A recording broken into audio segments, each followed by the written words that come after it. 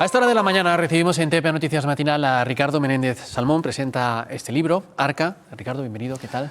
Buenos días, Miguel, muchas gracias. Bueno, ¿qué tenemos aquí? Porque hay una historia que no sé si ronda la novela negra o no, no sé si podemos llamarlo así, pero también hay mucha reflexión, ¿no?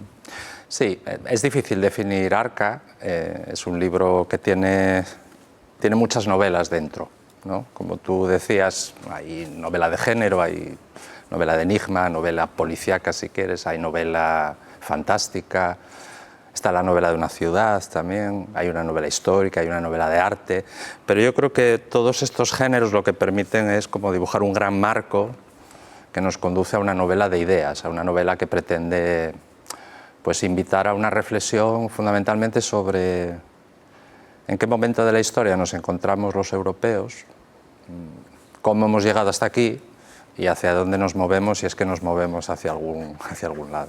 ¿Ese momento es la gran conmoción? Sí, bueno, yo me invento una peripecia en la cual, digamos, los objetos se revelan, en este caso ya no es ni siquiera lo orgánico, ¿no? Estamos acostumbrados a que las novelas que tienen un punto de distopía, pues hay un virus o la naturaleza se revela contra el ser humano. Aquí son sus creaciones las que de alguna manera se vienen abajo, ¿no? Los edificios, las arquitecturas, lo inorgánico casi, ¿no? Me parecía que era una metáfora muy potente que me permitía reflexionar sobre asuntos que para mí son muy pertinentes en el día de hoy como novelista. Pero lo que colapsa es la propia humanidad. Sí, de alguna manera lo que colapsa es cierta idea de humanidad, ¿no? Debido en la novela se insinúa que todo esto sucede, insisto, hay que tomarlo a nivel metafórico, ¿no? de construir una gran imagen que nos permita dialogar con el tiempo presente. Todo esto sucede por una serie de decisiones que venimos tomando que tienen que ver con la urgencia de este tiempo que nos rodea, con esta necesidad permanente de exposición a la que nos lanzamos nosotros mismos, ¿no? En algún lado leí también, somos una cultura exhausta. La novela, yo me reclamo un escritor, obviamente soy un ciudadano europeo, pero me reclamo un escritor muy atento, muy ligado a lo que ha sido la gran tradición de la novela europea, ¿no? Desde principios del siglo XX hasta ahora, sobre todo. Y creo que Europa está hoy en un momento pues, de mucha incertidumbre sobre su propia autopercepción, ¿no? Qué lugar ocupa en este marco enorme de... Ayer decía el canciller Merz que el viejo orden ha muerto, que tenemos que ponernos en otro marco mental. Me pregunto qué lugar jugamos los europeos con nuestro acervo cultural, con nuestro acervo de valores, con nuestro acervo de civilización. ¿Qué lugar podemos jugar en esa nueva economía global? ¿Qué podemos ofrecer y qué podemos temer? La novela también se asoma a esos asuntos. Casi nada. Bueno, yo no soy tan pesimista. Creo que... Tenía puesto aquí, ¿hay esperanza? Sí, yo la tengo, desde luego, porque soy un creyente en los valores que nos han traído hasta aquí, porque creo que el modo de estar en el mundo y en la realidad de Europa me parece el más inteligente que hemos sido capaces del cual hemos sido capaces de dotarnos, ¿no? Otra cosa es cómo vamos a ser capaces de mantener ese statu quo que podemos ofrecer rodeados de fuerzas tan vigorosas y tan tenaces y a veces tan hostiles como las que nos rodean desde otras concepciones del mundo, ¿no? Pero a veces el modelo de Europa quizás muera de éxito. La novela, por ejemplo, enganchando con esta reflexión que me lanzas, la novela se desarrolla en Venecia por un motivo que tiene que ver con esto que estás tú planteando, ¿no? Yo creo que Venecia es una ciudad que ejemplifica quizás como ninguna otra dentro de Europa los logros de nuestra cultura, ¿no? Es difícil pensar en una ciudad con un capital de belleza mayor, es difícil pensar en una ciudad con un capital simbólico mayor. La propia ciudad es casi un milagro de la ingeniería humana, ¿no? Una ciudad que brota sobre las aguas, se sostiene sobre pilotes de madera, pero al mismo tiempo Venecia se ha convertido pues, poco menos que en un trampantojo, en un decorado, en un lugar de representación al que uno acude simplemente casi a ser fotografiado, ¿no? A formar parte de una... Yo creo que esa ambivalencia puede ser un buen reflejo de lo que Europa es y del momento en el que está, ¿no? Me pregunto si no somos ya solo un teatro amable al que otras culturas acceden, pero nuestra capacidad de representación y en fin, de ejercer un poder objetivo en el mundo real, me pregunto si no está declinando. Claro, es que al final Europa es para la foto. Lo bueno de Europa era lo que era, ya no sé si el futuro. No, insisto, Miguel, yo creo que, por supuesto, lo bueno de Europa se ha construido a lo largo de una historia muy compleja y muy larga, Sí. ¿no? Parece mentira que un continente tan pequeño, somos un continente que se puede recorrer andando todavía, ¿no? Parece mentira que un continente tan pequeño haya podido ofrecer tantísimas cosas, ¿no? Lo que hay que ver es cómo esos asuntos, insisto, que tiene que ver, por ejemplo, con los valores, ¿no? A mí me parece que los valores que la cultura europea puede ondear como una bandera, pues tenemos que luchar por que permanezcan, ¿no? Y por intentar democratizarlos del modo más amplio posible. Hay arte también en la novela. Sí, como en todas mis novelas, el arte es un lugar fundamental en la peripecia, permite que las historias de la novela avancen y, por supuesto, el marco, insisto, veneciano, pues casi es una petición de principio, que si uno está en Venecia, pues el arte se convierte en el pan cotidiano, ¿no? Yo creo que también se habla en la novela algo del poder, ¿no? Usted que ha estado en política, ¿ha habido algo de eso en la novela? No, mi experiencia en el Parlamento de Asturias no se transparenta para nada en Arca. Pero bueno, toda novela de alguna manera que reflexiona sobre asuntos que tienen que ver, en este caso, con el marco general en el que nos movemos, por supuesto que siempre tiene un momento de acceso, de diálogo con las estructuras de poder y con lo que el poder significa, aunque solo sea a través del lenguaje, ¿no? Que es mi herramienta.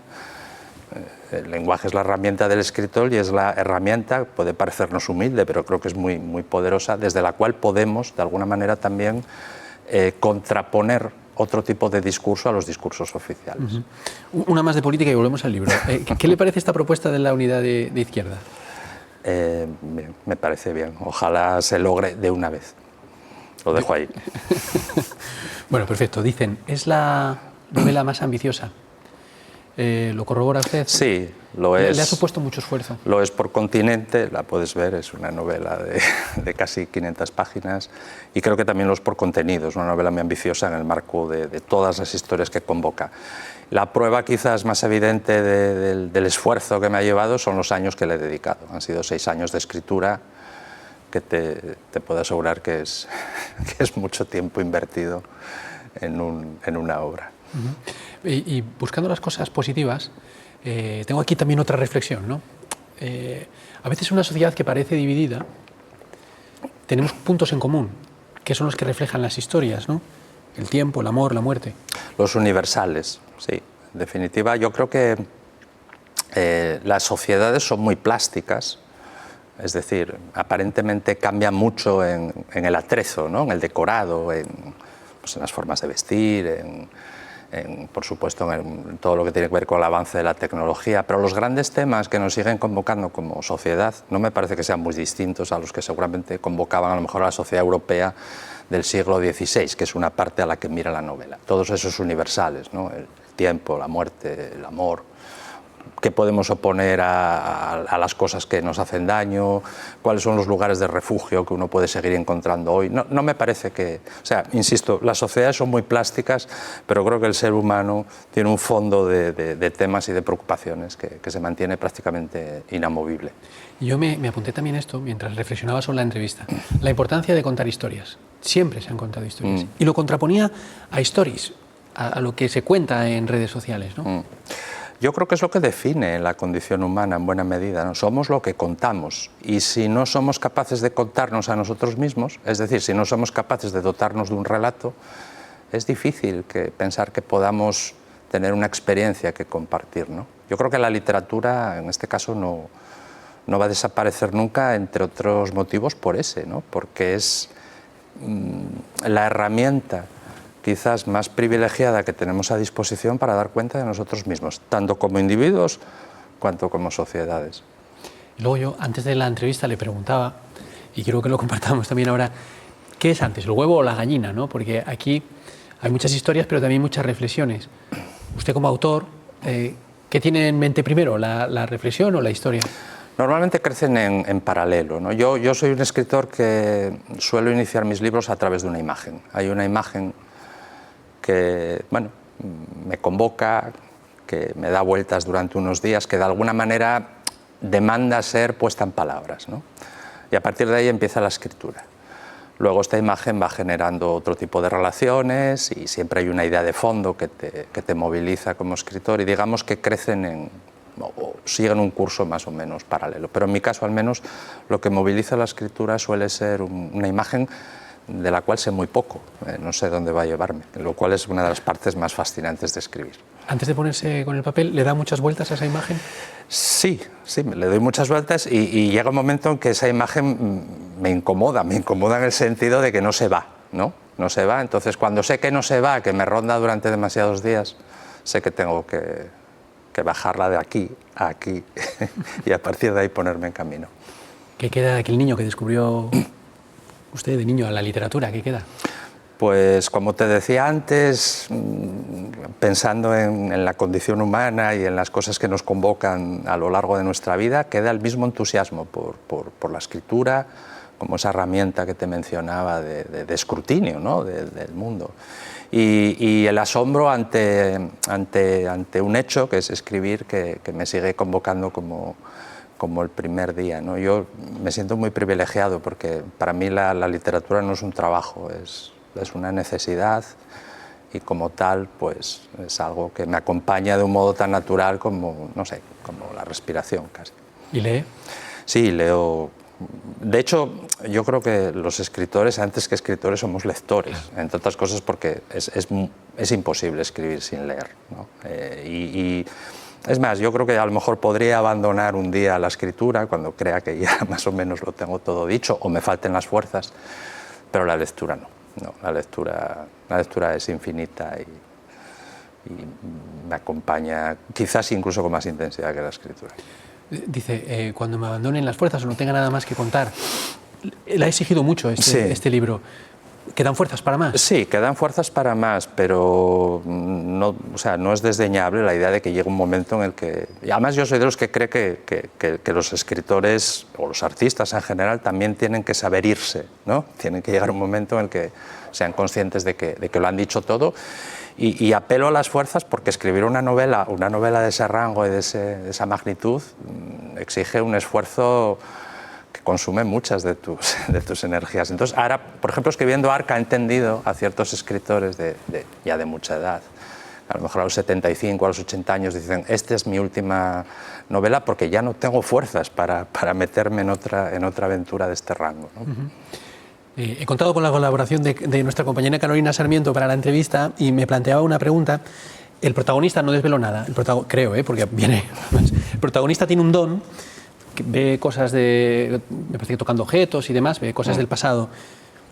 Ese es un poco el don del escritor. Sí, de alguna manera sí. Y además el hecho de refugiar el don del protagonista en las manos tiene mucho que ver también con el propio hecho de la escritura. Obviamente sin manos no hay nada, sin manos no hay humanidad, ¿no?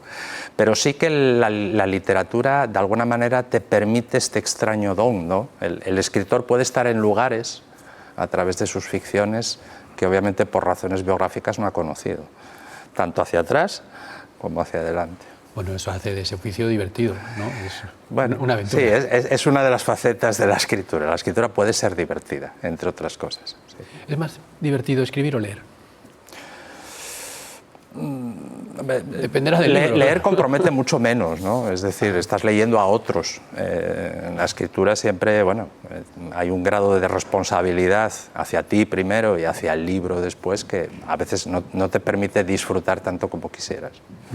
Pues Ricardo Menéndez Salmón, autor de Arca, muchas gracias por venir aquí a hablarnos de este libro que nos remueve un poco, nos hace pensar, ¿no? Un placer, Miguel, espero que así sea. Sí, así es, muchas gracias.